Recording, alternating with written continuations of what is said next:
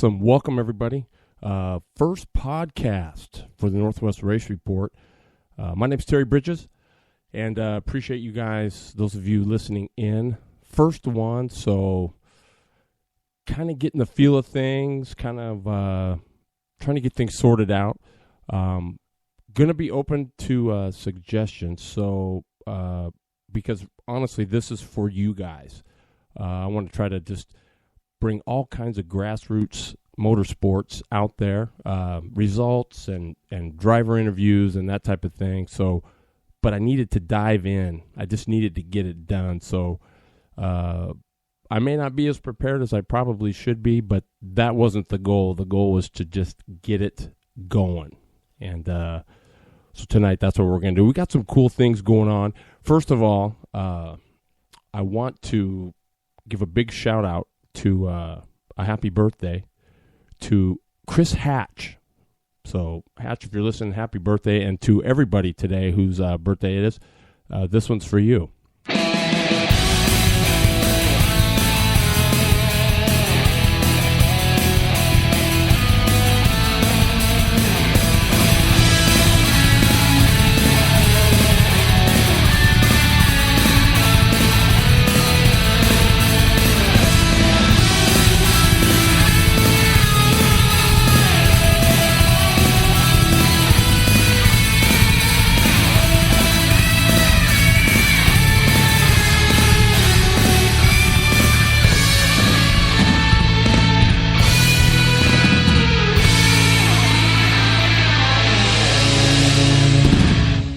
Awesome. Happy birthday to everybody out there. So hope you had an awesome day.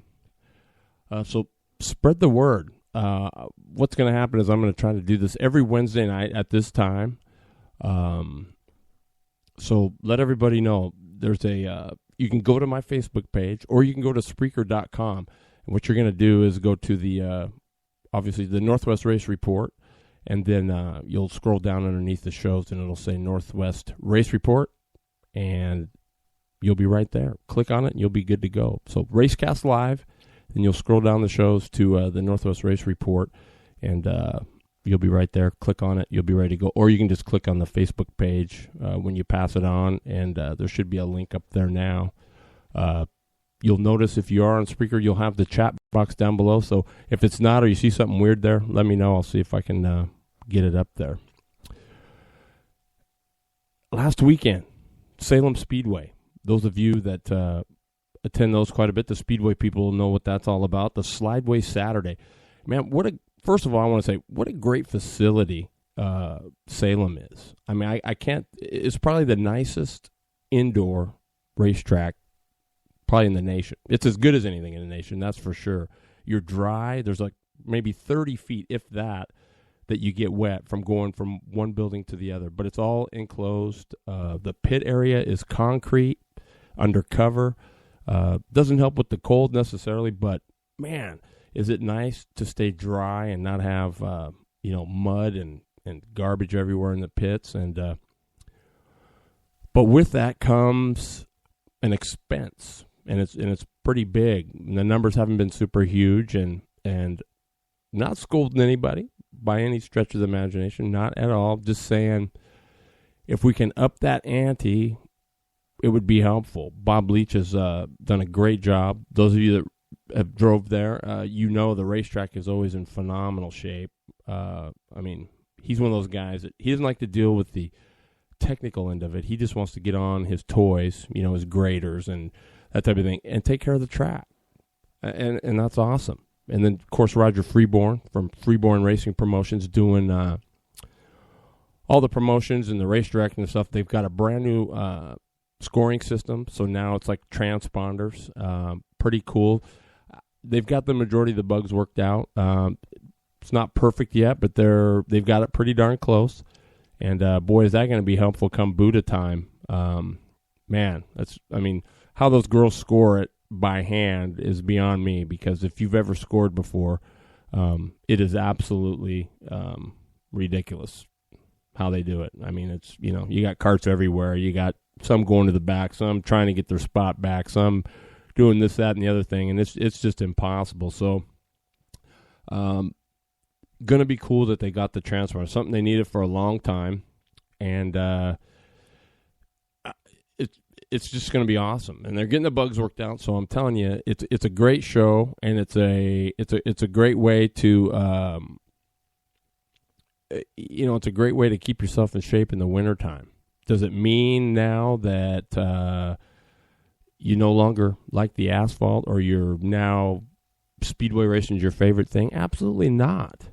But I'm going to tell you, if all things being equal, if you got a guy out there that's turning laps, I don't care if it's dirt or whatever it is, seat time is everything.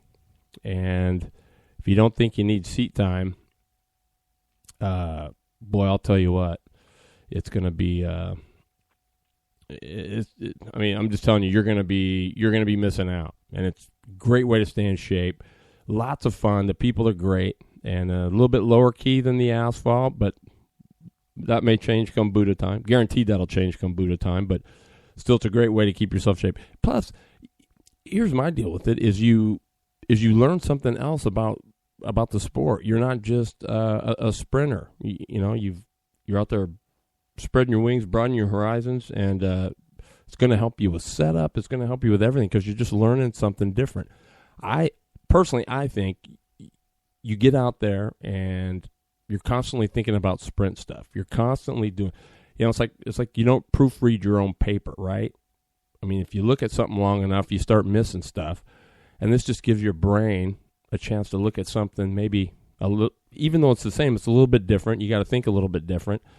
And who knows? It might help you out come asphalt and give you some ideas, some different ways of thinking. So if you can get up there and check it out, it's going to be awesome. They race just about every weekend. It's kind of a flip-flop deal. The Speedway Karts are on one weekend, and they run the first half of the show. So hot lap start at noon. You're out of there usually by 3 o'clock. Have to be because the bikes come in for the second half of the Slideways Saturday show, and it's the best bang for the buck. $10 for a pit pass, and that gets you not only for the morning for the Speedway Karts, but it's also good for the flat track bike. So if you wanted to stay and hang out and make a weekend out of it, hang out and watch some good bike racing, your pit pass is good for the second half of it. So for $10, that's a pretty smoking deal. And then the following weekend, they just flip-flop. It's the cage karts and the quarter midgets in the morning. And then in the evening, they've got the open cages and the micros. And so that's what's happening this weekend. Friday practice on the 12th from 6 to 9, and all classes are welcome to come. So, show up on Friday, get some practice in, 3 hours of that. And then, you've got from 9 to 11:30 to register. And then at 12 noon on Saturday, hot lap start. And then 3 o'clock, the open cages, the quarters, the micros, and the dwarfs come out for the evening show. So, and then again on Sunday, they go back with the the 125s, 250s, micros, and the quarter midgets on Sunday. So pretty cool. And before we get underway with the results from last week, big shout out to the Salem Speedway page on Facebook. They're up to 2,000 likes. So pretty cool stuff. Everybody kind of supporting that. So the results from last weekend, Kid Kart, guy by the name of Sizzlin' Seth Waddell wins it.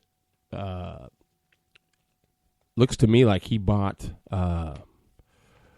Carter Patterson's old Kid Kart. And, that thing is pretty quick. He's wide open, exciting to watch. He did a great job. He wins the Kid Kart. Wade Bauman won the Junior 1-4 cycle. This was crazy. So his dad's trying to get him to run better laps, right? And he's telling him to stay off the brakes, but he's not doing it. So between the break, between the final, between the second heat and the final, Scott Bauman's, I'm looking over there, and he's got a bottle of oil, and he's oiling the brake disc down. It's like, seriously? He said, yep. Don't want him to use the brakes. And guess what? He was quicker, got a little bit better, turned some of his best laps ever. So I guess it goes to show you Dad does know what's going on. KT Heavy, Renee Angel out there in her Steve Gannon chassis machine. I know they're messing around for the Classic, getting tuned up. She picked up a $300 motor off the internet that she had been running for a couple weeks, and then she got her good one back from Don Humboldt. She looked pretty good. She won it. In heavy, light. Let's see here was of course Rich Spear. I'm telling you what, Yamaha guys, Rich Spear's getting it done, and he's got some stuff figured out. He's a good guy. He thinks, he's always tuning, dialing. I mean, he's fast right now, and he's the guy to beat. He's been the measure. I know I wasn't there the week before. I was in Colorado, so I missed that one, but he was leading the final in that, and by all rights, he should be he should be undefeated right now. But passing a lapper with 2 to go, and he spun out and he lost it. So that and then the very next week, same thing. He got tangled up. I think he and Passanetti got tangled up, and so he lost that one. But he did win it last week. Looked really good. Renee Angel, Markham, and get this, Andrew Zimmer shows up and gets 4th place. Guy's never seen the place, never been in this kart. He drove for Darren Brown, and he looked good. I mean, he looked real good. And he said, "Man, I didn't like the oval stuff at all, but I want to race." And I'm here, and it's a good time, and you're always racing with somebody. It's not a runaway, and you got to think, you got to be smooth. So big shout out to Andrew Zimmer for showing up, and it got him a ride. He's going to be more than likely continuing to run that ride in heavy for Darren Brown, but he's going to be running light in Phil Fowles' ride. Phil Fowles got a new track magic he's getting all together, and he says, "Man, I haven't been impressed in a long time, but Andrew Zimmer impressed me, and he's probably going to run my stuff. I'm going to step out and let him run it." And so cool stuff. So it looks like Zimmer's got a ride for the rest of the winter, if he wants it. So cool stuff. Speaking of Yamaha guys that are pretty fast, there's a kid from Portland. His name is Brandon Day. He's pretty new. He's still getting things, you know how the new guys are. They're a little bit wound up, wound tight. They just haven't, they want it so bad that, and he has been killing it. I mean, in practice, he was down. I'll tell you, Spear was down. He ran a 10. What was it? A 10.466, and Day was in the morning practice was what was it? An 11.109. I mean, excuse me, that's blazing. I mean that's really blazing. So Yamaha light, Yamaha heavy is tough. It's going to be a tough class, and there's a lot of good things coming. We'll get to that later on. But Spear did win light. AKRA Builder Prepared. It's catching on, getting a little bit bigger. They had 7, 8 guys, I think. So it's still not as big as they probably want it to be. But it's a